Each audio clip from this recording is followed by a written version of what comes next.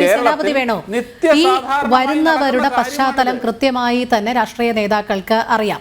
അവരെവിടെ നിന്നാണ് വരുന്നത്, എത്ര കേസുകളിൽ പ്രതിയാണ് എന്നുള്ളതൊക്കെ ഇത് അറിഞ്ഞുകൊണ്ട് തന്നെ ഇത്തരത്തിലുള്ള ഒരു നീക്കത്തിലേക്ക് അവിടുത്തെ ജില്ലാ സെക്രട്ടറിയും ഒരു മന്ത്രിയുടെ സാന്നിധ്യത്തിൻ്റെ ഒക്കെ പശ്ചാത്തലത്തിൽ സ്വീകരിക്കണമെങ്കിൽ അത് നേരത്തെ പറഞ്ഞതുപോലെ പൊതുജനങ്ങളോട് കാണിക്കുന്ന വെല്ലുവിളി തന്നെയല്ലേ? കാരണം ഇപ്പോൾ സ്വർണ്ണക്കടത്ത് കേസായാലും ലഹരിക്കടത്ത് കേസായാലും ഒക്കെ പാർട്ടി മെമ്പേഴ്സ് ഉള്ള ഒരു സമയമാണ്. അവർ ആ രീതിയിൽ അതിലിങ്ങനെ വിഹരിക്കുമ്പോഴാണ് പുതിയ പുതിയ കേസുകളിൽ ഓരോരുത്തരും വരുന്നത്. ഇനി ഏതെങ്കിലും ഒരു പാർട്ടി അംഗം ഇതൊരു തുറന്നു പറച്ചിൽ നടത്തിയാൽ കയ്യും കാലും കാണില്ല എന്ന് സമൂഹ മാധ്യമത്തിലൂടെ തന്നെ പരസ്യമായി വെല്ലുവിളിക്കുന്ന ഒരു സാഹചര്യം. എന്തായാലും ഒരു വശത്ത് ഇത്തരത്തിൽ SFI ഗുണ്ടകളെ വളർത്തുന്നു, മറുവശത്ത് തങ്ങൾക്ക് എന്തിനും പോന്ന ഗുണ്ടാപ്പണി ചെയ്യാൻ തക്കവണ്ണമുള്ള പാർട്ടി അണികളെ വളർത്തുന്നതിന്റെ ഭാഗമായിട്ടാണോ ഇത്തരത്തിൽ പൊതുമധ്യത്തിൽ നിന്നുകൊണ്ട് തന്നെ ഇങ്ങനെ മാലയിട്ട് സ്വീകരിച്ച് ആനയിക്കുന്നത്? ഇത്രയധികം വിമർശനം പത്തനംതിട്ട CPM-ന്റെ ഭാഗത്തു നിന്ന് തന്നെ, പല നേതാക്കളുടെയും ഭാഗത്തു നിന്ന് തന്നെ വിമർശനം ഉണ്ടായി എന്നാണ് അറിയാൻ സാധിക്കുന്നത്. പക്ഷേ അതൊക്കെ അവഗണിക്കുകയാണ്. കാരണം തങ്ങൾക്ക് ഇത്തരത്തിലുള്ള ആളുകൾ വേണം, ഇനിയും വേണം എന്ന് പറഞ്ഞു വെക്കുകയാണോ ഇവരൊക്കെ?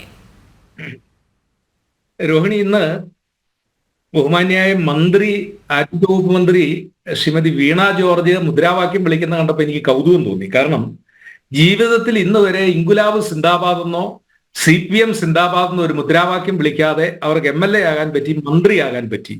അവരുടെ ഒരു സഭാപിതാവ് പറഞ്ഞത് സഭയുടെ പുത്രി എന്നാണ്. ഞാനിപ്പോൾ ആ വിവാദത്തിലേക്കല്ല കടക്കാൻ പോകുന്നത്. ഏതായാലും ജീവിതത്തിൽ ഇന്ന് വരെ ഇൻകുലാബ് സിന്ദാബാദ് വിളിക്കാതെയും കമ്മ്യൂണിസ്റ്റ് പാർട്ടിയുടെ കൊടി പിടിക്കാതെയും വെയിലു കൊള്ളാതെയും പിക്കറ്റിംഗ് നടത്താതെയും MLA ആകാനും മന്ത്രിയാകാനും ഭാഗ്യം ലഭിച്ച ഒരാൾക്ക് ഇന്നെങ്കിലും അങ്ങനെ ഒരു മുദ്രാവാക്യം വിളിക്കാനുള്ള അവസരമുണ്ടായി. ഒരു പുതിയ ആളെ പാർട്ടിയിൽ ചേർത്ത ആള് കാപ്പ കേസിലെ പ്രതിയാണ്. തൊട്ടപ്പുറത്താണ് തിരുവല്ലയിൽ കഴിഞ്ഞതിന്റെ മുമ്പിലത്തെ ഒരു ജയരാജും ഒക്കെ നമ്മളെല്ലാം കേട്ടതാണ്. ഒരാഴ്ചയായുള്ളൂ ഒരാളെ പാർട്ടിയിൽ തിരിച്ചെടുത്തു. എന്താ തിരിച്ചെടുത്ത ആൾ പാർട്ടിയിൽ ചെയ്ത കുറ്റമെന്നറിയോ? തന്റെ വനിതാ സഹപ്രവർത്തകയെ അവരുടെ നഗ്നചിത്രം എടുത്ത് അവരെ ലൈംഗികമായി ചൂഷണം ചെയ്ത് അതിനുശേഷം അവരെ ഉപദ്രവിക്കാവുന്ന രീതിയിൽ ശാരീരികമായിട്ടുള്ള എല്ലാ ഉപദ്രവങ്ങളും നടത്തി അവർ പരാതി കൊടുത്ത് അതിന്റെ പേരിലാണ് ഒരു സഖാവിനെ പാർട്ടിയിൽ നിന്ന് പുറത്താക്കിയത്. ആ സഖാവിനെ പാർട്ടിയിലേക്ക് തിരിച്ചെടുത്തിരിക്കുക. അപ്പൊ ഇവർക്ക് വേണ്ടത് കാപ്പ കേസിലെ പ്രതികള്, സ്ത്രീകളെ അപമാനിച്ച കേസിലെ പ്രതികള്, അവരെ എല്ലാം ഇവർ പാർട്ടിയിലേക്ക് തിരിച്ചെടുക്കുകയും അവർക്ക് വേണ്ട സംരക്ഷണങ്ങൾ എല്ലാം കൊടുക്കുകയും ചെയ്യും.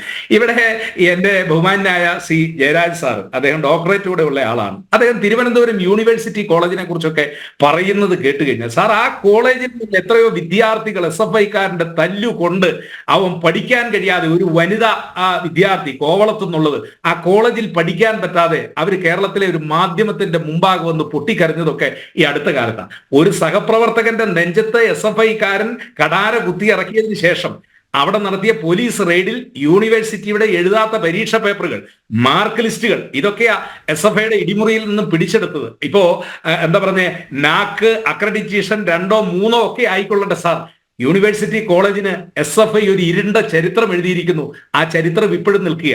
കാര്യവട്ടം കോളേജിലൊക്കെ SFIയുടെ പേരിൽ നടക്കുന്ന ഈ അക്രമവും മർദ്ദനവും ഒക്കെ അങ്ങേപ്പോലുള്ള ആളുകൾ ന്യായീകരിക്കുമ്പോൾ സത്യത്തിൽ സാറേ എന്താ അത് ഞങ്ങളൊക്കെ നിർവികാരമായിട്ട് കേൾക്കുകയാണ്. പൂക്കോട്ട് വെറ്റിനറി കോളേജിലെ സിദ്ധാർത്ഥനെ, ഇപ്പോ അങ്ങയുടെ ഭാഷ്യം കേട്ട് കഴിഞ്ഞാൽ സിദ്ധാർത്ഥൻ ബെഞ്ചിൽ നിന്ന് ഉരുണ്ടു വീണ് നെഞ്ച് തറയിലിടിച്ച് മരിച്ചു എന്നുള്ള രീതിയിലാണല്ലോ ഇവിടെ ഭാഷ്യങ്ങൾ വരുന്നത്. അപ്പോ ലക്ഷണമൊത്ത ഒരു ഭീകര സംഘടനയായി SFI കേരളത്തിലെ കലാലയങ്ങളിൽ മാറിയിരിക്കുന്നു. മറ്റൊരു വിദ്യാർത്ഥി സംഘടനയെ അവർ പ്രവർത്തിക്കാൻ അനുവദിക്കില്ല. അവരെ തല്ലി ഒതുക്കും. ഇടിമുറികൾ കേരളത്തിലെ കോളേജുകളിൽ സജീവമാണ്. പക്ഷേ ആ SFIക്കെതിരെ കേരളത്തിലെ കലാലയങ്ങളിൽ വിദ്യാർത്ഥികൾ പ്രതികരിച്ചു തുടങ്ങി. പലയിടത്തും SFI കഴിഞ്ഞ തെരഞ്ഞെടുപ്പിൽ വലിയ രീതിയിൽ തോൽവി ഏറ്റുവാങ്ങിയത് ഈ വിദ്യാർത്ഥി വർഗം അവർക്കെതിരെ പ്രതികരിക്കാൻ തുടങ്ങിയ. ഇവിടെ നമ്മളെ അത്ഭുതപ്പെടുത്തുന്നത് ഇവർക്ക് വേണ്ടി CPM-ഉം പ്രത്യേകിച്ച് CPM-ന്റെ നേതാക്കൾ മുഖ്യമന്ത്രിയും ശ്രീ AK ബാലനും ഒക്കെ അവർക്ക് വേണ്ടി നടത്തുന്ന വക്കാലത്ത് പിടുത്തവും അവരുടെ വർത്തമാനമാണ്. 32 SFIക്കാരൻ രക്തസാക്ഷികളായിട്ടുണ്ട്. സാർ 40 കൊല്ലം മുമ്പുള്ള ചരിത്രം പറഞ്ഞാണോ കേരളത്തിലെ കലാലയങ്ങൾ? ഞാനും നിങ്ങളും അറിയണം, കേരളത്തിലെ ബഹുഭൂരിപക്ഷം കോളേജുകളിലും സീറ്റുകൾ ഒഴിഞ്ഞുകിടക്കുന്നു. ചങ്ങനാശ്ശേരി SB പോലുള്ള പ്രമുഖ കോളേജുകളിൽ BA ലിറ്ററേച്ചർ ഒന്നും പഠിക്കാൻ, ഞങ്ങളൊക്കെ കോളേജിൽ ചേരുന്ന കാലത്ത് BA ലിറ്ററേച്ചർ ഒരു സീറ്റിന് വേണ്ടി ആരുടെയൊക്കെ ശുപാർശകൾക്ക് പോകുന്ന ഒരു കാലമാണ്. 14 കോളേജുകൾ MG യൂണിവേഴ്സിറ്റിയുടെ കീഴിൽ അടച്ചുപൂട്ടലിന്റെ വക്കിൽ നിൽക്കുക. എന്താ കാരണം എന്നറിയോ? ഈ SFI ക്രിമിനലുകളുടെ അടിഞ്ഞാട്ടം കാരണം പഠിക്കുന്ന വിദ്യാർത്ഥികൾക്ക്, ബുദ്ധിയും ബോധവുമുള്ള വിദ്യാർത്ഥികൾക്ക് അവന് കലാലയങ്ങളിൽ പഠിക്കാൻ കഴിയില്ല. അവൻ ഒന്നുകിൽ സംസ്ഥാനം വിട്ടുപോകുന്നു, അല്ലെങ്കിൽ രാജ്യം വിട്ടുപോകുന്നു. അവര് തിരിച്ചു വരുന്നില്ല. ഒരു വല്ലാത്ത ബ്രെയിൻ ട്രെയിൻ കേരളത്തെ ബാധിച്ചു കഴിഞ്ഞിരിക്കുന്നു. കഴിവുള്ളവൻ, യോഗ്യതയുള്ളവർ ഒക്കെ പോയി കഴിഞ്ഞിരിക്കുന്നു സാർ.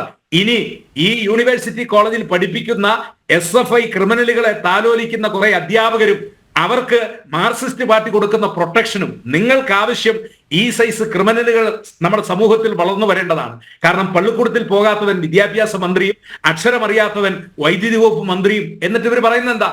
ഞങ്ങളൊക്കെ ജനങ്ങളുടെ ഇടയിൽ നിന്നാണ് ഞങ്ങൾ അറിവ് നേടിയത്. എങ്കിൽ പിന്നെ എന്തിനാ സാർ നമ്മുടെ നാട്ടിൽ സർവകലാശാലയും വിദ്യാഭ്യാസവും ഒക്കെ ജനങ്ങളുടെ ഇടയിൽ നിന്ന് അറിവ് നേടിയാൽ മതിയല്ലോ. അപ്പോ തെറ്റായ സൂചനകൾ, സന്ദേശങ്ങൾ കേരളത്തിലെ വിദ്യാർത്ഥികൾക്ക് കൊടുത്തുകൊണ്ട് അവരുടെ അക്രമ രാഷ്ട്രീയത്തെ മുഴുവൻ ന്യായീകരിക്കുന്നു. മുഖ്യമന്ത്രി തന്നെ രോഹിണി, എനിക്ക് ഒരു 2 മിനിറ്റ് കൂടെ പറയാൻ തന്നാൽ, കമ്മ്യൂണിസത്തിന്റെ ചരിത്രം അത് അക്രമത്തിന്റെ ചരിത്രമാണ്. അവർക്ക് അങ്ങനെ വളരാൻ പറ്റിയിട്ടുള്ളൂ ലോകത്തെ എല്ലാ രാഷ്ട്രങ്ങളും. ഞാൻ ലോക രാഷ്ട്രങ്ങളിലേക്ക് പോകുന്നില്ല, ഇന്ത്യയിൽ കമ്മ്യൂണിസ്റ്റ് പാർട്ടി 35 കൊല്ലം ഭരിച്ച ബംഗാളിൽ അവരുടെ ഭരണം പോയതിനു ശേഷം ഒരു പത്രം നടത്തിയ അന്വേഷണത്തിൽ 27,000 ആളുകളെ കണ്ടെത്താനുണ്ട്. അവരെ മുഴുവൻ രാഷ്ട്രീയ എതിരാളികളെ കൊലവിളിച്ചതാ. സുശാന്ത് ഘോഷ് എന്ന് പറയുന്ന CPM-ന്റെ ഒരു MP-യുടെ വീടിന്റെ പിറക് പിന്നാമ്പുറം CBI-കാരൻ JCB വെച്ച് തുറന്നപ്പോ 17 തലയോട്ടികളാണ് അവിടുന്ന് കിട്ടിയത്. CPI പാർട്ടി പിളർന്ന് പഴയ കൽക്കത്ത തീസീസ് ഒക്കെ നിൽക്കട്ടെ, നയനാര് തന്നെ അദ്ദേഹത്തിന്റെ പ്രസംഗത്തിലാണോ അല്ലെങ്കിൽ അദ്ദേഹത്തിന്റെ ജീവചരിത്രത്തിലാണോ ഒരിക്കൽ പറഞ്ഞൊരു കാര്യമുണ്ട്: ഞങ്ങൾ കോഴിപ്പുറത്ത് മാധവ മേനോനെയും കേളപ്പജിയെയും കൊല്ലാൻ പ്ലാനിട്ടവരാ, എന്തോ കാരണത്താൽ കൊല്ലൽ നടന്നില്ല. അത് കമ്മ്യൂണിസത്തിന്റെ ഒരു ചരിത്രമാണ്. ആളുകളെ കൊന്നും ആളുകളെ ഭയപ്പെടുത്തിയും രാഷ്ട്രീയ എതിരാളികളെ ഇല്ലായ്മ ചെയ്തുകൊണ്ടുമാണ് ഈ കമ്മ്യൂണിസത്തിന്റെ ചരിത്രം. ഞാൻ പറഞ്ഞു വന്നത്, മല്ലു സ്വരാജ്യം എന്ന് പറയുന്ന CPM-ന്റെ ഒരു കേന്ദ്ര കമ്മിറ്റി അംഗം MM മണിയുടെ വിഷയമുണ്ടായതിനു ശേഷം പറഞ്ഞൊരു കാര്യം എന്താ അറിയോ? ഞാൻ 20 വർഗശത്രുക്കളെ കൊന്നിട്ടുള്ള ആളാണ്. അവർ അഭിമാനത്തോടു കൂടി, വനിതയാ, അവർ CPM-ന്റെ ഒരു കമ്മിറ്റിയിൽ പറയുന്ന. അപ്പൊ MM മണി ഞങ്ങളുടെ നാട്ടിൽ പട്ടിക തയ്യാറാക്കി 13 ആളുകളെ കൊന്നിട്ടുണ്ട് എന്ന് പരസ്യമായിട്ട് ഞാൻ പറയുന്ന ഈ കൊലയാളികളുടെ പാർട്ടി, ആ പാർട്ടിയിൽ ഷാബു പ്രസാദ് പറഞ്ഞതുപോലെ, ഷാബു പ്രസാദ് ഞാനും തമ്മിൽ രാഷ്ട്രീയമായ അഭിപ്രായ വ്യത്യാസം നിൽക്കുന്നു, പക്ഷേ അദ്ദേഹം പറഞ്ഞതുപോലെ ഈ ക്രിമിനലുകളെ കൊണ്ട് മാത്രമേ CPM-ന് ഇനി മുന്നോട്ട് പോകാൻ പറ്റത്തുള്ളൂ. നല്ല ആളുകളെ CPM-ന് വേണ്ട. അക്രമകാരികൾ, ക്രിമിനലുകൾ, ആളുകളുടെ കയ്യും കാലും തല്ലിയൊടിക്കുന്നവൻ, ആളുകളെ ഭയപ്പെടുത്തി കൂടെ നിർത്തുന്നവർ, അവരെ ആണ് CPM-ന് വേണ്ടത്. അതുകൊണ്ട് കാപ്പ കേസിലെ പ്രതി വേണം, ബലാത്സംഗ കേസിലെ പ്രതി വേണം, ഇനി ഇതിലും മോശമായ കേസിലെ പ്രതി വേണം. അതായത് പൂക്കോട് വെറ്റിനറി കോളേജിലെ ഈ SFI നരാധവന്മാർക്ക് പരീക്ഷ എഴുതാനുള്ള യോഗ്യതയുണ്ടോ? അവർക്ക് അറ്റൻഡൻസ് ഉണ്ടോ? ഇല്ല. അവർക്ക് പരീക്ഷ എഴുതാൻ കോളേജ് അധികൃതർ അനുമതി കൊടുത്തിരിക്കുക. കാരണം എന്താ? ഈ കോളേജ് അധികൃതർ എന്ന് പറയുന്നത് SFI-യുടെ ആളുകളാണ്. അതുകൊണ്ടാണല്ലോ മഹാരാജാസ് കോളേജിലെ പ്രിൻസിപ്പാളിന്റെ കസേര കത്തിച്ചവർ. ഒരു നടപടിയില്ല അവർക്കെതിരെ. ഇപ്പൊ സരസു എന്ന് പറയുന്ന ആള് പാലക്കാട് കോളേജിൽ നിന്ന് അവര് സ്ഥാനാർത്ഥിയായതാണ്. അവര് കോളേജിൽ നിന്ന് റിട്ടയർ ആകുന്ന ദിവസം, അവരുടെ റിട്ടയർ ചെയ്ത് വരുന്ന ദിവസം റീത്ത് വെക്കുകയാണ് അവർക്ക് വേണ്ടി ചെയ്തത്. കാഞ്ഞങ്ങാട്ടെ ഒരു കോളേജിൽ, കാസർഗോഡ് ഒരു കോളേജിന്റെ പ്രിൻസിപ്പാൾ ഈ SFI-കാരൻ നടത്തുന്ന വൃത്തികേട് അത് മാധ്യമങ്ങളോട് പറഞ്ഞുള്ളൂ. SFI-കാരൻ പരാതി കൊടുത്ത് ഇന്ന് വരെ അവരുടെ പെൻഷൻ കിട്ടിയിട്ടില്ല എന്നുള്ളതാണ്. ഞാൻ പറഞ്ഞു വന്നത്, SFI-കാരും SFI-യോട് ചേർന്ന് നിൽക്കുന്ന കുറെ അധ്യാപകരും അവരെ സഹായിക്കുന്ന ഭരണകൂടവും അവർക്ക് വേണ്ടി വിടുപണി ചെയ്യുന്ന പോലീസ് ഉദ്യോഗസ്ഥരും ഒരു പ്രിൻസിപ്പലിനെ ഇത്ര പരസ്യമായി തല്ലിച്ചതച്ചിട്ട് അതിനൊരു കേസ് പോലും ഇല്ലാത്ത ഒരു നാടായി നമ്മുടെ നാട് മാറുമല്ലേ? ഒരുത്തനെ ഓടിച്ചിട്ട് കൊല്ലാൻ തുടങ്ങി അവന്റെ കാല് തല്ലി ഓടിച്ചിട്ട് ഒരു നോൺ ബെയിലബിൾ ഒഫൻസിന് ഒരു കേസ് പോലും എടുക്കാത്ത ഒരു നാടല്ലേ ഈ നാട്ടിൽ? എന്ത് സന്ദേശമാണ് കൊടുക്കുന്നത്? ഇവിടെ എങ്ങനെ മനുഷ്യര് ജീവിക്കും രോഹിണി? ഇവിടെ നമ്മളെ പോലുള്ള ആളുകളൊക്കെ എങ്ങനെ സമാധാനത്തോട് ജീവിക്കും? ഈ ക്രിമിനലുകളെ ഭയന്ന് നമുക്ക് ജീവിക്കാൻ പറ്റും? ശ്രീ ജയരാജ്, ഇത് പൊതുസമൂഹം വീക്ഷിക്കുന്ന കാര്യമാണ്. ഇതൊക്കെ വിലയിരുത്തലുകളാകും. ഇപ്പോൾ തന്നെ തെറ്റ് തിരുത്തണം എന്നുള്ള അഭിപ്രായം വന്നിട്ട് വീണ്ടും എന്തുകൊണ്ടാണ് തിരുത്തലിൻ്റെ ഒരു ഭാഗവും ഇല്ലാതെ ഇങ്ങനെ ന്യായീകരണം മാത്രമായി വെച്ച് നടത്തിക്കൊണ്ടിരിക്കുന്നത്?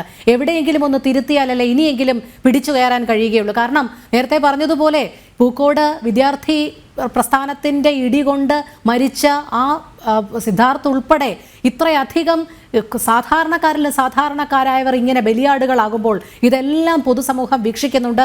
ഇതിനൊരു തിരിച്ചടി ഉണ്ടാകും എന്നുള്ളൊരു ഭയം ഈ നേതാക്കന്മാർക്ക് പോലും ഇല്ലാത്തത് എന്തുകൊണ്ടാണ്?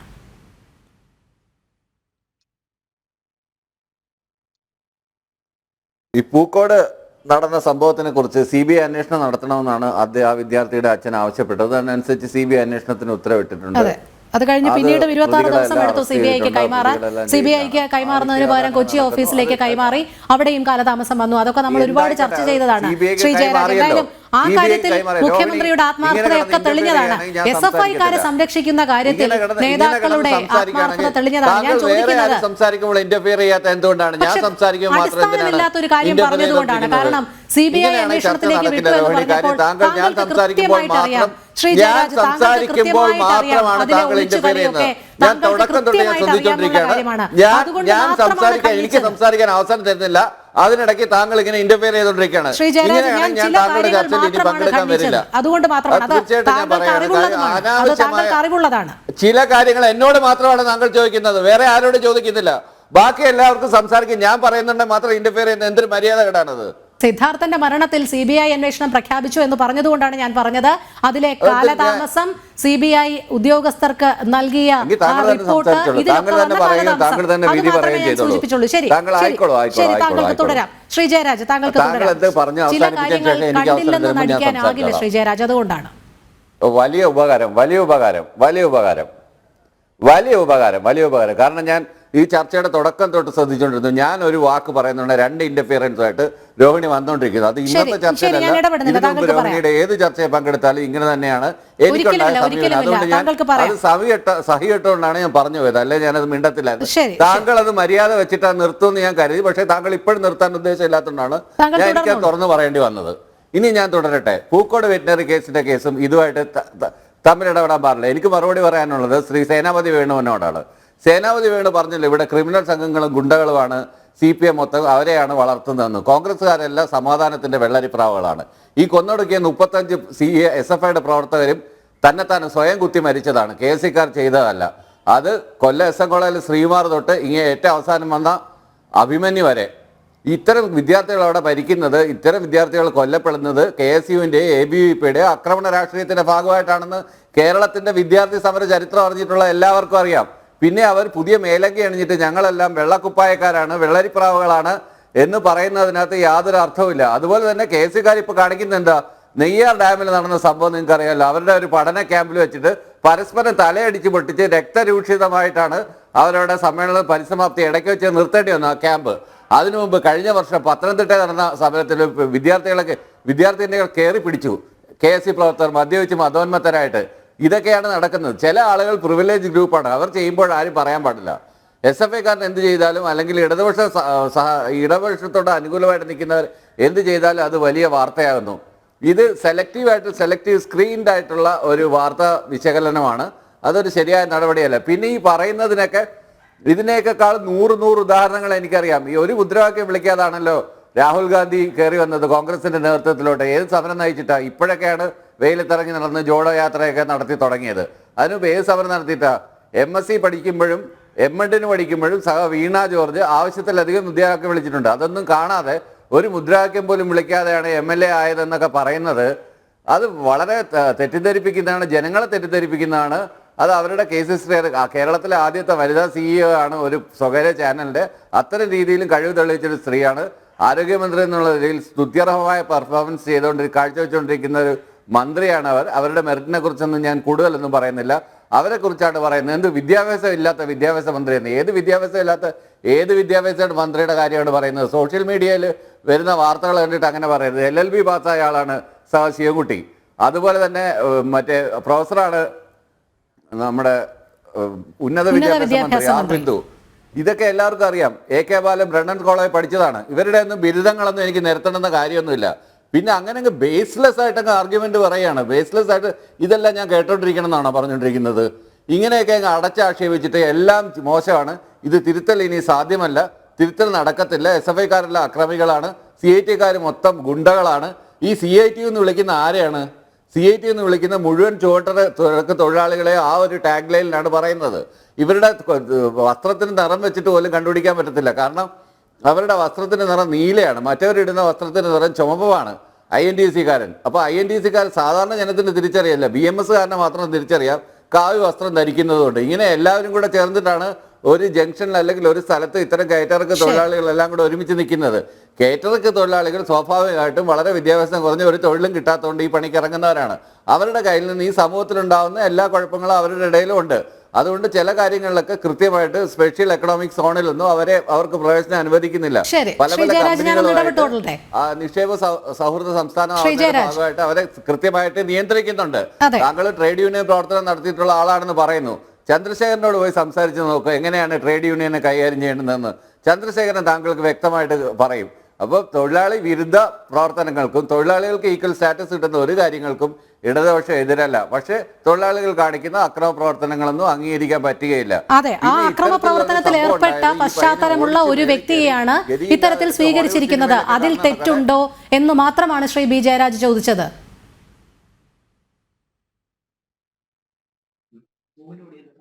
അതിനകത്ത് ആർക്ക് പാർട്ടി മെമ്പർഷിപ്പ് ഒന്നും കൊടുത്തതെന്നല്ല, ഒരു പാർട്ടിയിൽ നിന്ന് മാറി വന്ന ആളുകളെ സ്വീകരിച്ചു എന്നേ ഉള്ളൂ. അതിനകത്ത് ഒരു കാപ്പ കേസ് പ്രതി കടന്നുകൂടിയിട്ടുണ്ടാവും, അയാളുടെ കേസ് ഒരുപക്ഷെ അവസാനിച്ചിട്ടുണ്ടാവും, ഇല്ലായിട്ടുണ്ടാവും. അതിനെക്കുറിച്ചുള്ള വിവരങ്ങൾ തരാം. മറ്റേ ആളുകൾ വേറൊരു പാർട്ടിയിൽ നിന്ന് മാറി വരുന്നുണ്ട്, അവരെ കൊടി കൊടുത്ത് സ്വീകരിക്കുകയാണ്. ആരോഗ്യമന്ത്രി വീണ ജോർജ് തന്നെ വന്ന് അഭിവാദ്യം അർപ്പിച്ച് സ്വീകരിക്കുന്നത് വെറും ഷോളിട്ട് സ്വീകരിക്കുന്ന പോലെ അല്ല. ശരി ശരി, ഇതെന്തായാലും നല്ല ന്യായീകരണമാണ് ശ്രീ ജയരാജ്. അതോടൊപ്പം താങ്കൾ ഈ KSU പ്രവർത്തകരുടെ അക്രമ രാഷ്ട്രീയം പറഞ്ഞപ്പോൾ അഭിമന്യുവിന്റെ പേരുകൂടി വലിച്ചിഴയ്ക്കുന്നുണ്ടായിരുന്നു. അഭിമന്യു എങ്ങനെയാണ് കൊല്ലപ്പെട്ടതെന്നും ആരൊക്കെയാണ് അതിന് പിന്നിലെന്നും എന്തിന് ഏറ്റവും ഒടുവിലായി വിചാരണ കോടതിയിൽ വന്നപ്പോൾ കുറ്റപത്രത്തിന്റെ പേപ്പറുകൾ പോലും കോടതിയിൽ നിന്ന് നഷ്ടപ്പെട്ട കാര്യവും ഒക്കെ വെളിയിൽ വന്നതാണ്. അതുകൊണ്ട് അഭിമന്യുവിനെ ചാർത്തി തങ്ങളുടെ നേതാവ് അല്ലെങ്കിൽ വീരോചിതമായ ഇടപെടൽ തങ്ങൾ നടത്തിയിട്ടുണ്ട് എന്ന് പറയേണ്ട, അഭിമന്യുവിന്റെ കൊലപാതകത്തിന് പിന്നിലുള്ള പിന്നാമ്പുറ സത്യങ്ങളൊക്കെ എല്ലാവർക്കും അറിയാവുന്ന കാര്യങ്ങൾ തന്നെയാണ്. അഭിമന്യുവിനെ കൊന്നത് പോപ്പുലർ ഫ്രണ്ട് പ്രവർത്തകരാണ്. അഭിമന്യുവിനെ കൊന്നത്. ശരി, അവർക്ക് ആരാണ് ഒത്താശ നൽകിയത് എന്നുള്ളതൊക്കെ വ്യക്തമാണ്. അഭിമന്യു എന്തുകൊണ്ട് കൊല്ലപ്പെട്ടു എന്നുള്ളതും പുറത്തു നിന്നുള്ള ഗുണ്ടകൾ എങ്ങനെ അകത്ത് കയറി എന്നുള്ളതും ഒക്കെ വ്യക്തമാണ്. അതൊക്കെ വ്യക്തമാണ് ശ്രീ ജയരാജ്, താങ്കൾക്കും അറിവുള്ളത് തന്നെയാണ്. ശ്രീ ഷാബു പ്രസാദ്, എന്തായാലും ഇപ്പോൾ നിലവിൽ ഇത്തരത്തിൽ ഗുണ്ടകളെ പാർട്ടി അംഗത്വം നൽകി സ്വീകരിക്കുന്നതോ അല്ലെങ്കിൽ പാർട്ടി പൂമാല അണിയിക്കുന്നതിലോ ഒന്നും തെറ്റില്ല എന്ന് തന്നെയാണ് പറയുന്നത്. ഇതൊക്കെ CPM-ന്റെ വിദ്യാർത്ഥി സംഘടനകളോടും CPM ട്രേഡ് യൂണിയനുകളോടും ഒക്കെയുള്ള ചിലരുടെ ഒറ്റപ്പെട്ട ആക്രമണത്തിന്റെ ഭാഗമായി മാത്രം വിമർശിക്കപ്പെടുന്നതാണ്. ഇതൊന്നുമല്ല വാസ്തവം എന്നുള്ളതാണ്. എന്താണ് താങ്കൾക്ക് കാണാൻ കഴിയുന്നത്? ഏറ്റവും ഒടുവിലെ താങ്കൾ പറഞ്ഞു തെറ്റ് തിരുത്തലിലേക്ക് വരുന്നില്ല എന്നുള്ളത്. പക്ഷേ CPM ഇത് തന്നെ തുടരാനാണ് ഭാവമെങ്കിൽ ഏത് രീതിയിലായിരിക്കും കാര്യങ്ങൾ അവസാനിക്കുക? ഇല്ല, ഏത് രീതിയിൽ അവസാനിക്കും എന്നുള്ളതിന്റെ ഏറ്റവും വലിയ തെളിവുകളായിട്ട് അങ്ങ് വലിയ സോവിയറ്റ് യൂണിയൻ മുതൽ കൊച്ചു ത്രിപുര വരെ നമ്മുടെ മുമ്പിലുണ്ട്. ആ ഒരു വലിയ ചരിത്രമുണ്ട്. ഇവരെവിടൊക്കെ ഉണ്ടായിരുന്നോ അവിടെയെല്ലാം കാലത്തിന്റെ ചവറ്റുകൊട്ടയിലേക്ക് ജനം ചവച്ചു തുപ്പി ഒരു വലിയ ചരിത്രമുണ്ട് കമ്മ്യൂണിസ്റ്റ് പ്രസ്ഥാനങ്ങൾക്ക്. 35 കൊല്ലം അടക്കി ഭരിച്ച, ഇതേപോലെ എല്ലാ അഹങ്കാരത്തോടുകൂടിയും സർവാധിപത്യത്തോടുകൂടിയും അടക്കി ഭരിച്ച ബംഗാളിൽ ഇപ്പോൾ എന്താണ് അവരുടെ അവസ്ഥ? സത്യത്തിൽ ആ കോൺഗ്രസിന്റെ കാലെ കയ്യെ പിടിച്ച് നിന്നിട്ട് പോലും അവർക്ക് ഒരു സീറ്റില്ല ബംഗാളിൽ, ഒരെണ്ണം. 3-2 ഭൂരിപക്ഷത്തോടെ ജ്യോതി ബസുവും ബുദ്ധദേവ് ഭട്ടാചാര്യയും ഒക്കെ അടക്കി ഭരിച്ച നാടാണത്. എന്താണ് സംഭവിക്കാം? കാര്യം ഇവർക്കൊരിക്കലും ഇത് ബോധ്യപ്പെടില്ല. ഇവർക്കൊരിക്കലും കാര്യം അവരെ സംബന്ധിച്ചിടത്തോളം അതൊരു തെറ്റല്ല രോഹിണി. അവരെ സംബന്ധിച്ചിടത്തോളം ഇത് പാർട്ടി പ്രവർത്തനമാണ്. അവരെ സംബന്ധിച്ചിടത്തോളം തെറ്റ് എന്ന് പറയുന്നത് എന്താണ്? പാർട്ടിക്കെതിരെ സംസാരിക്കുന്നത്, പാർട്ടിയുടെ പ്രതിയോഗികൾ പറയുന്നത്, ഇതൊക്കെ മാത്രമാണ് അവരെ സംബന്ധിച്ചിടത്തോളം തെറ്റ് എന്ന് പറയുന്നത്.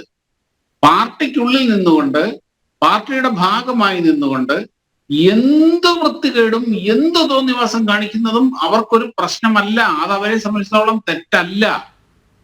അതുകൊണ്ട് തന്നെ തെറ്റ് തിരുത്തുക എന്ന ഒരു പ്രശ്നം അവിടെ ഉദിക്കുന്നുമില്ല. കാര്യം അവർക്കത് തെറ്റല്ലെന്നേ.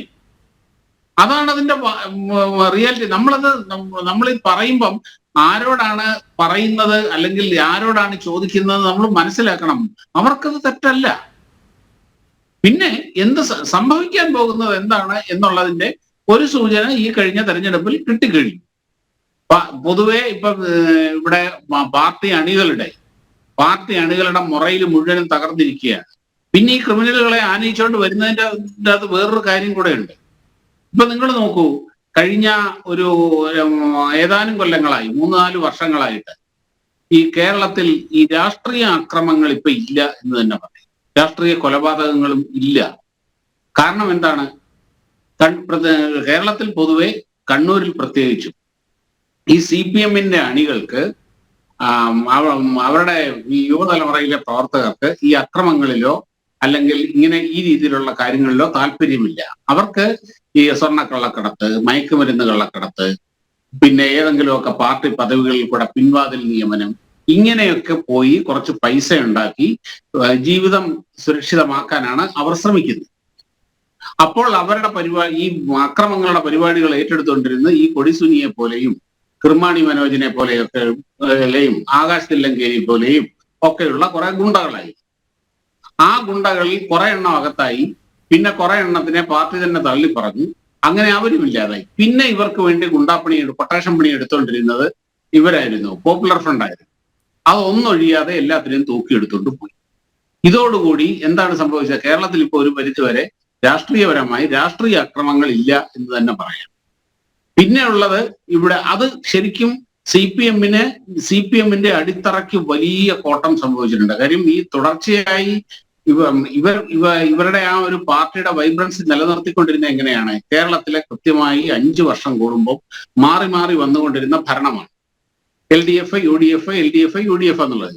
UDF അധികാരത്തിൽ വരുമ്പോൾ ഇവരുടെ ഈ പാർട്ടി അണികൾ സടകുടഞ്ഞെഴുന്നേൽക്കും, നാട് കത്തിക്കും, സമരാഭാസങ്ങൾ നടത്തും. അവരത്രയും നാൾ പറഞ്ഞുകൊണ്ടിരുന്നതും ഇനിയും അവരുടെ സർക്കാർ വരുമ്പോൾ നടപ്പാക്കാൻ പോകുന്നതുമായ അതേ നയങ്ങളുടെ പേരിൽ അവർ റോഡ് കത്തിക്കും, ഉപരോധിക്കും, ഇതെല്ലാം അവർ ചെയ്യും. അങ്ങനെയാണ് അവർ അവരുടെ യുവത്വത്തിന്റെ എനർജി നിലനിർത്തിയിരുന്നത്. എന്നാൽ ഈ 2ാമത്തെ പ്രാവശ്യം കൂടെ അധികാരം കിട്ടിയതോടുകൂടി ഇവർക്കത് ചെയ്യാൻ നിവൃത്തിയില്ല. അങ്ങനെ ഇവരുടെ ഈ അക്രമത്തിൽ കൂടെ അവർ നിലനിർത്തിക്കൊണ്ടിരുന്ന അവരുടെ എനർജി അവരുടെ കാലിനടിയിലെ മണ്ണ് ചോർന്നു പോകാൻ തുടങ്ങി. അപ്പോൾ ഈ പാർട്ടിയിൽ ക്രിമിനൽ പ്രവൃത്തി ചെയ്യാൻ മടിയില്ലാത്ത ക്രിമിനലുകളുടെ അഭാവം പാർട്ടി നേരിടാൻ തുടങ്ങി. കാര്യം പാർട്ടിക്ക് അകത്ത് നിൽക്കുന്നവർക്ക് ഇപ്പൊ അതിൻ്റെ അകത്ത് താല്പര്യമില്ല. കാരണം അവർക്ക് പുതിയ മേച്ചിൽപ്പുറങ്ങളുണ്ട്. സ്വർണ്ണക്കള്ളക്കടത്തുണ്ട്, മയക്കുമരുന്ന് കടത്തുണ്ട്, പിൻവാതിൽ നിയമനമുണ്ട്. അങ്ങനെ അവരുടെ പ്രവർത്തന മേഖലകൾ മാറി. അവർക്ക് പുതിയ മേച്ചിൽപ്പുറങ്ങളിലേക്ക് പോയി. അപ്പോൾ അവർക്ക് പുതിയ ക്രിമിനലുകളെ വേണം, പുതിയ ക്രിമിനലുകളെ ആവശ്യമാണ്. ആ ക്രിമിനൽ റിക്രൂട്ട്മെന്റ് ഏജൻസിയായിട്ട് ഇപ്പം പാർട്ടിയുടെ ലോക്കൽ ഘടകങ്ങൾ പ്രവർത്തിക്കുന്നു. അങ്ങനെയാണ് ഇത് ഈ സംഭവിക്കുന്നത്. അത് മാത്രമല്ല, ഇത്തരത്തിൽ ഈ രക്ഷാപ്രവർത്തനം നടത്തുന്നതിനും വേണമല്ലോ അണികൾ. കാരണം ശ്രീ സേനാപതി വേണു, കഴിഞ്ഞ ദിവസം സഭയിൽ പോലും മുഖ്യമന്ത്രി ആ വാക്ക് ആവർത്തിക്കുകയുണ്ടായി. ബസ്സിന് മുന്നിൽ ചാടിയവരെ പിടിച്ചു മാറ്റി തല്ലി ചതയ്ക്കുന്നത് പിന്നെ രക്ഷാപ്രവർത്തനം അല്ലാതെ മറ്റെന്താണെന്നുള്ളതാണ്. അദ്ദേഹം തല്ലി ചതയ്ക്കുന്നു എന്നുള്ള വാക്ക് പറഞ്ഞില്ല, പകരം ബസ്സിന് മുന്നിൽ നിന്ന് പിടിച്ചു മാറ്റി എന്നുള്ളതാണ്. ബാക്കി എന്താണെന്നുള്ളത് പൊതുസമൂഹം കണ്ടതാണ്. എന്ത് വൃത്തികേട് കാണിച്ചാലും ഗുണ്ടായിസം കാണിച്ചാലും അതിനെ ന്യായീകരിക്കുന്ന പ്രവണത മുതിർന്ന നേതാക്കൾ തൊട്ട് പിന്തുടരുകയാണ്. അല്ല, അതിന് അടിസ്ഥാനപരമായ ഒരു കാരണമുണ്ട്. കാരണം ഈ മനസ്സിൽ ക്രിമിനൽ വാസനയുള്ള ആളുകൾ അതൊരിക്കലും മാറത്തില്ല. ഇപ്പൊ വ്യക്തിപരമായ ഒരു ആക്ഷേപമൊന്നുമല്ല. വാടിക്കൽ രാമകൃഷ്ണൻ എന്ന് പറയുന്ന RSSന്റെ ശാഖാപ്രമുഖ് എങ്ങനെയാണ് മരിച്ചത്, ആ കേസിലെ പ്രതികൾ ആരൊക്കെയാണ്, ആ കേസിലെ പ്രതികൾ എങ്ങനെയാണ് രക്ഷപ്പെട്ടു പോയത് എന്നൊക്കെ ചരിത്രത്തിന്റെ ഭാഗം. അപ്പോ ഈ മനസ്സിൽ ക്രിമിനൽ സ്വഭാവമുള്ള ആളുകൾക്ക് ആ ക്രിമിനൽ സ്വഭാവം ഒരിക്കലും മാറത്തില്ല. അതുകൊണ്ടാണല്ലോ ചാവശ്ശേരി വെച്ച് യൂത്ത് കോൺഗ്രസിന്റെ പ്രവർത്തകരെ ചെടിച്ചട്ടിക്ക് അടിച്ച്, ഇപ്പൊ ആ സംഭവം നടന്നിട്ട് എത്ര മാസമായി, ഇപ്പോഴും അതില് ഒരു പയ്യന്റെ ചെവിക്ക് കേൾവിശക്തി തിരിച്ചു വന്നിട്ടില്ല. ഒരാൾക്ക് തലവേദന കാരണം നിവർന്നു നിൽക്കാൻ പറ്റാത്ത സ്ഥിതിവിശേഷം.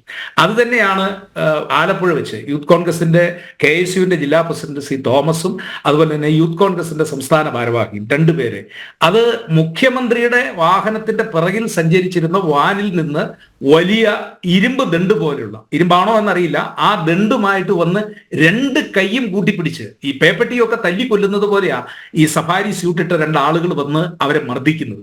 ആ മർദ്ദനത്തെയൊക്കെ കേരളത്തിന്റെ മുഖ്യമന്ത്രി എത്ര ലാഘവത്തോടു കൂടിയാണ് ന്യായീകരിക്കുന്നത്. ഇപ്പൊ മുഖ്യമന്ത്രി സഭയിൽ പ്രസംഗിച്ചു തന്നെയാണ് ജയരാജ് ഇവിടെ പറയുന്നത്. ഞങ്ങൾക്ക് ഒരുപാട് രക്തസാക്ഷികളുണ്ട്, ഈ രക്തസാക്ഷികളുടെ കഥകളൊക്കെ പറഞ്ഞു. ഞാൻ ജയരാജിനെ ഓർമ്മപ്പെടുത്തുന്നു, ശ്രീ ജയരാജ്, സെയ്താലി എന്ന് പറയുന്ന നിങ്ങളുടെ ഒരു സഖാവിനെ കൊന്ന പഴയ ശിവശങ്കരൻ ഇന്ന് ബാബുവും പാലിശ്ശേരിയാണ്. കൊലപാതകി എങ്ങനെയാണ് വേഷം മാറി പേരും മാറി നിങ്ങളുടെ പാർട്ടിയിൽ ചേർന്നിരിക്കുന്നത് എന്നുള്ളതാണ്. അപ്പോ ഈ പരിഷ്കൃത സമൂഹത്തിൽ ഇനിയും രാഷ്ട്രീയ എതിരാളികളെ തല്ലിയൊതുക്കിയും ഇടിമുറികൾ സംഘടിപ്പിച്ചും ആളുകളെ ആക്രമിച്ചും ഒക്കെ എങ്ങനെ ഒരു രാഷ്ട്രീയ പ്രസ്ഥാനത്തിന് മുന്നോട്ട് പോകാൻ അതിനെയൊക്കെ നിങ്ങളെ പോലുള്ള ആളുകൾ ന്യായീകരിക്കുമ്പോൾ ഞാൻ ഇപ്പൊ KSUവിനെ കുറിച്ച് നിങ്ങൾ പറയുന്നു KSU വിശുദ്ധ പശു, ഞങ്ങൾ പറയുന്നു ഞങ്ങളൊന്നും അങ്ങനെ ഒരു കൊലപാതക രാഷ്ട്രീയത്തിനോ അല്ലെങ്കിൽ കൊലപാതക രാഷ്ട്രീയത്തിന്റെ വക്താക്കളായിട്ടോ ഒന്നും ഒരു ക്യാമ്പസിലോ കലാലയത്തിലോ ഒന്നും KSU പ്രവർത്തിക്കുന്നില്ല. എല്ലാ ഘട്ടത്തിലും CPM SFI കാരനും നടത്തുന്ന അക്രമ രാഷ്ട്രീയത്തിന് ഇരകളും ബലിയാടുകളുമായിട്ടാണ്. ഇപ്പൊ ഏറ്റവും അവസാനം അഭിമന്യുവിനെ കുറിച്ച് അങ്ങ് പറഞ്ഞു. അഭിമന്യു അതിപ്പം ഇവിടെ രോഹിണി ചോദിച്ചുകൊണ്ട് ഞാൻ ആവർത്തിക്കുന്നില്ല. അല്ല, ഞാൻ ചോദിക്കുന്നത് ആ കേസിലെ കുറ്റപത്രം പോലും കോടതിയിൽ ഇല്ലാത്ത ഒരു നാട്ടിൽ ഇവിടെ എന്ത് നിയമവാഴ്ചയാണ് ഉള്ളത് മിസ്റ്റർ ജയരാജൻ? അതാണ് നമ്മൾ ആലോചിക്കേണ്ടത്. ഇവിടെ എന്ത് നിയമവാഴ്ചയാണ്? ഇത്രയും വലിയൊരു ക്രൂരകൃത്യം ചെയ്ത ഒരു കേസിലെ ഇനിയിപ്പം സംഭവിക്കാൻ പോകുന്നത് എന്താ? നമ്മളെല്ലാം വായിച്ചതാണ്. ഇതിനെ സംബന്ധിച്ച് രേഖകളെല്ലാം ഡ്യൂപ്ലിക്കേറ്റ് രേഖകളാണ്. ആ ഡ്യൂപ്ലിക്കേറ്റ് രേഖകൾ കോടതിയിൽ മാർക്ക് ചെയ്യുമ്പോൾ പലതിനും എവിഡൻഷ്യറി വാല്യൂ ഇല്ലാതെ വരികയാണ്. ആ കേസ് വെറുതെ വിട്ടുപോകാനുള്ള സാഹചര്യമാണ് ഇപ്പോൾ മുന്നിൽ നിൽക്കുന്നത്. അപ്പൊ ഞാൻ പറഞ്ഞു വന്നത്, ഇവിടെ കുറ്റവാളികൾക്ക് സംരക്ഷണം കൊടുക്കുന്ന അല്ലെങ്കിൽ അവരെ ന്യായീകരിക്കുന്ന ഒരു ഭരണകൂടം നിലനിൽക്കുമ്പോൾ ആ ഭരണകൂടത്തിന് എങ്ങനെ ഇവിടുത്തെ പൊതുസമൂഹത്തിന് അവർക്ക് പ്രൊട്ടക്ഷൻ കൊടുക്കാനായിട്ട് കഴിയും എന്നുള്ള ആ ഒരു വലിയ ചോദ്യം നിൽക്കുകയല്ലേ. ഇവിടെ അങ്ങ് മറുപടി പറയുമെന്ന് ഞാൻ പ്രതീക്ഷിച്ചതാണ്. ഗുരുദേവ കോളേജിലെ ആ പ്രിൻസിപ്പാളിനെ മർദ്ദിച്ച SFIക്കാർക്കെതിരെ കേസെടുത്തിട്ടില്ല. പ്രിൻസിപ്പലിനെതിരെയാണ് ആദ്യത്തെ കേസെടുത്തിരിക്കുന്നത്.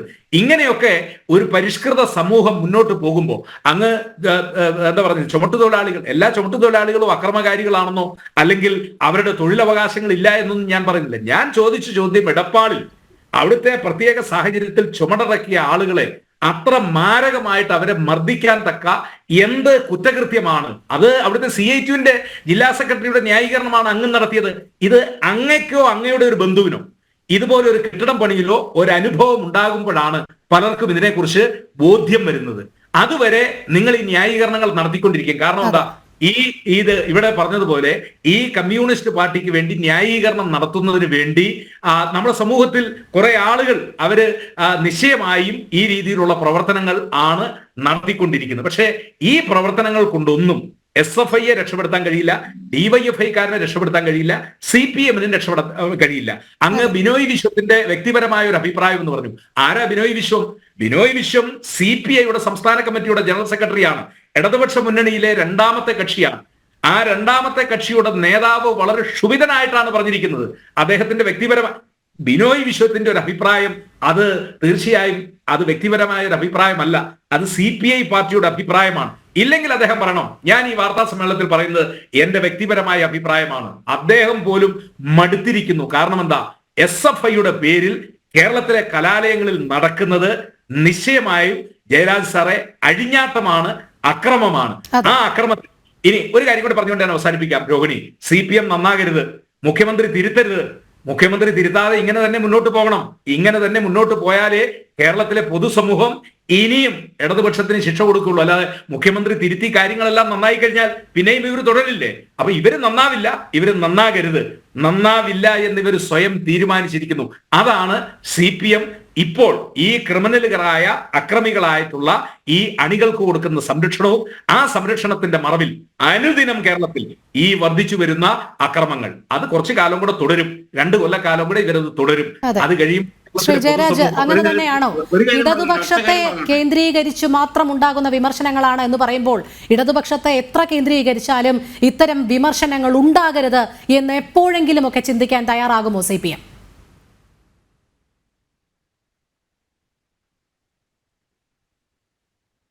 അതിനാണല്ലോ തിരുത്തൽ പ്രക്രിയ നടന്നുകൊണ്ടിരിക്കുന്നത്. കൃത്യമായിട്ട് സമ്മേളനങ്ങൾ കൊടുക്കുക. കേരളത്തിൽ കോൺഗ്രസിന്റെ ഒരു തെരഞ്ഞെടുപ്പ് നടന്നിട്ട് എത്ര നാളായി? എല്ലാ നോമിനേറ്റഡ് പദവികളല്ലേ. KSUവിന്റെ ഒരു തെരഞ്ഞെടുപ്പ് നടന്നിട്ട് എത്ര നാളായി? അല്ല, തിരുത്തൽ പ്രക്രിയ SFIയിലും DYFIയിലും CPMയിലും എങ്ങനെയാണ് എന്ന് പറഞ്ഞാൽ കൂടുതൽ നന്നായിരിക്കും. എന്ത് തിരുത്തൽ പ്രക്രിയയാണ് ഉദ്ദേശിക്കുന്നത്?